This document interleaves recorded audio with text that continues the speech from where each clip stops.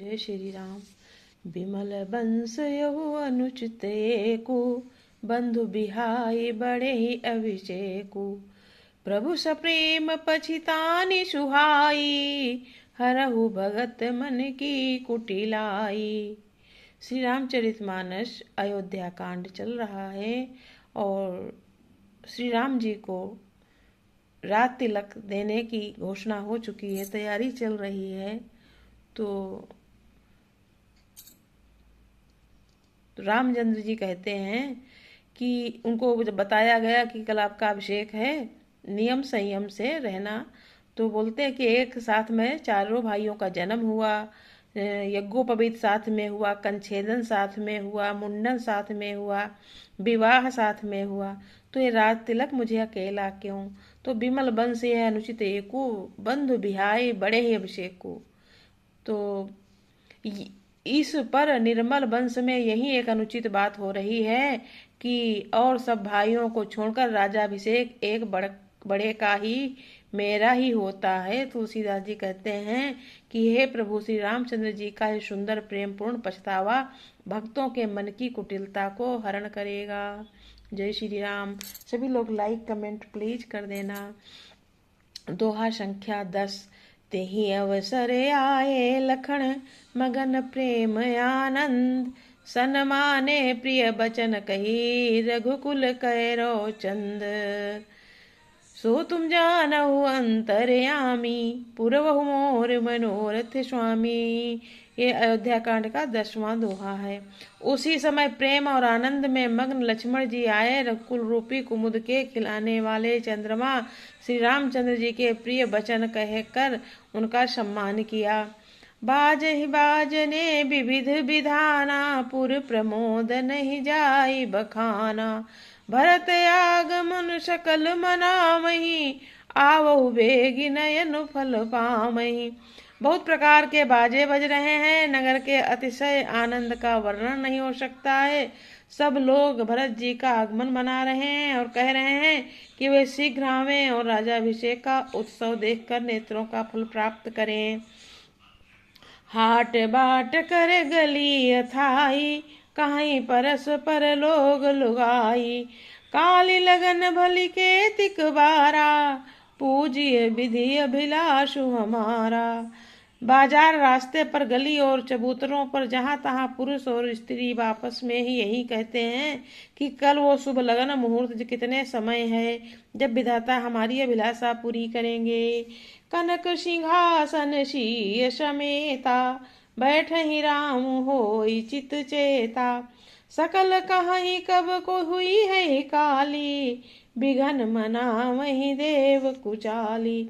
जब सीता जी सहित श्री रामचंद्र जी सुवर्ण के सिंहासन पर विराजेंगे और हमारा मन चीता होगा, मनोकामना पूरी होगी। इधर तो सब ये कह रहे हैं कि कल कब होगा, उधर कुचक्री देवता विघ्न मना रहे हैं। तिनहि सोहाइन अवध बधावा, चोरहि चंदिन रातिन भावा।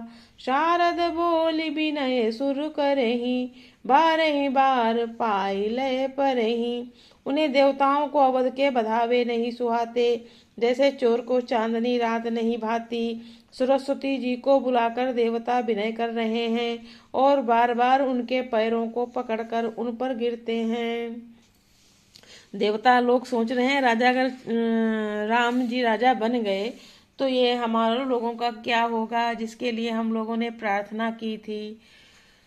तो सो तुम जानहु अंतर्यामी, पुरवहु मोर मनोरथ स्वामी। विपति हमारी बिलो की बड़ी, मातु करिए सोई आज। राम जाई बन राज तजी, होई सकल सुर काज। दोहा संख्या 11 अयोध्या कांड। तो वो सरस्वती जी से कहने लगे हैं कि माता हमारा क्या होगा, कुछ ऐसा करो। हे माता, हमारी बड़ी विपत्ति को देखकर आज वही कीजिए जिससे श्री रामचंद्र जी राज त्याग कर वन को चले जाएं और देवताओं का सब कार्य सिद्ध हो।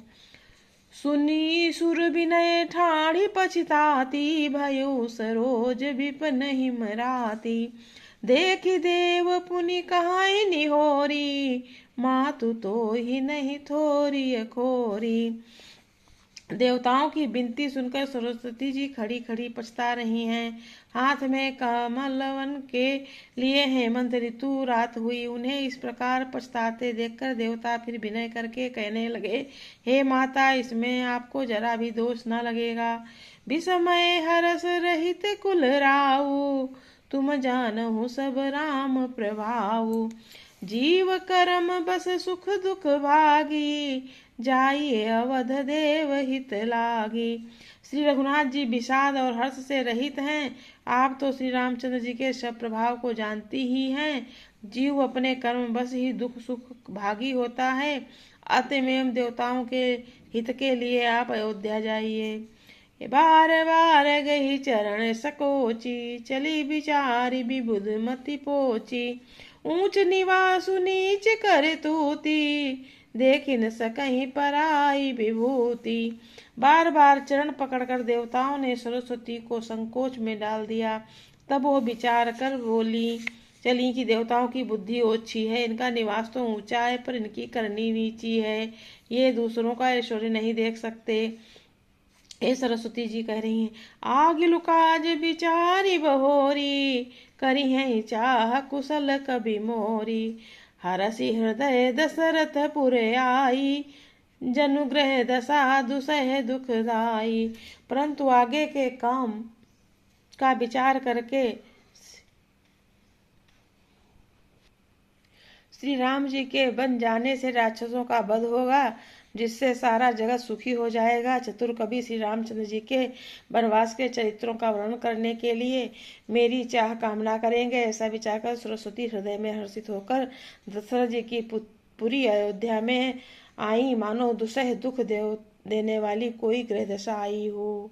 सो तुम जानहु अंतर्यामी, पूरबहु मोर मनोरथ स्वामी। दोहा संख्या 12।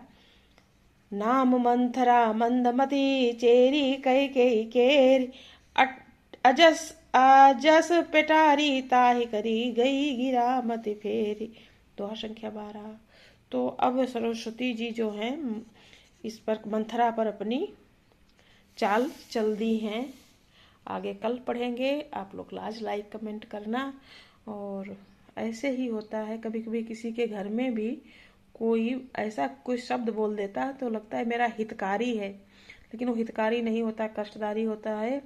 तो राम जी की माया थी, लेकिन हम लोगों को भी अपनी बुद्धि विवेक से अच्छे बुरे का इंसान की पहचान करनी चाहिए। क्यों ये मुझे ऐसा कह रहा है। जय श्री राम।